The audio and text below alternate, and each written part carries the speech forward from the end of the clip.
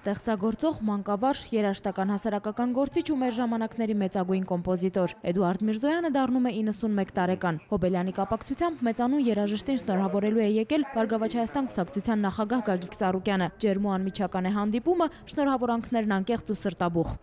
Բարև ձեզ, ձեր ծնողը շնորհավոր լինի։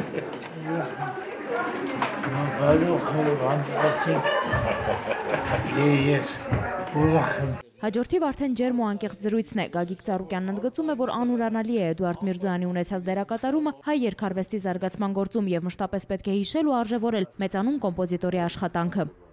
Իրոք հարգում եմ, ուրախանում եմ, ազգիս մեջ կան մեծ մարդիկ, որոնք արժանինքներն են, ովքեր ձեռագիր են թողել, ովքեր արժանի են մեծարման, գնահատականի ուշադրության։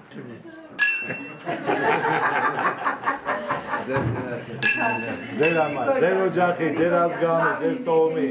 բալիկների, թոռնիկների, ծոռնիկների համար, լավ լինեք։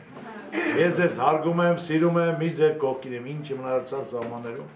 իրոք ի սրտե եմ եկել, որպես ասենք, թե ցանկություն է եղել, իրոք գալու շնորհավորելու երկու քաղցր խոսք ասել։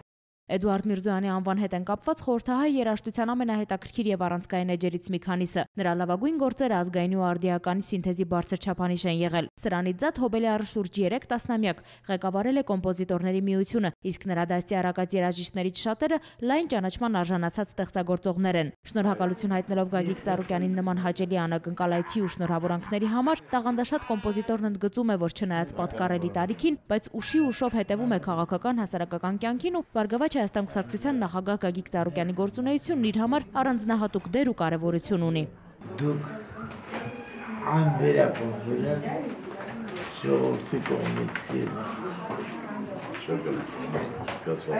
Իսկ ես էլ ժողովրդի մի մարդ եմ։ Դու պարզ մարդ ես, ես էլ պարզ մարդ։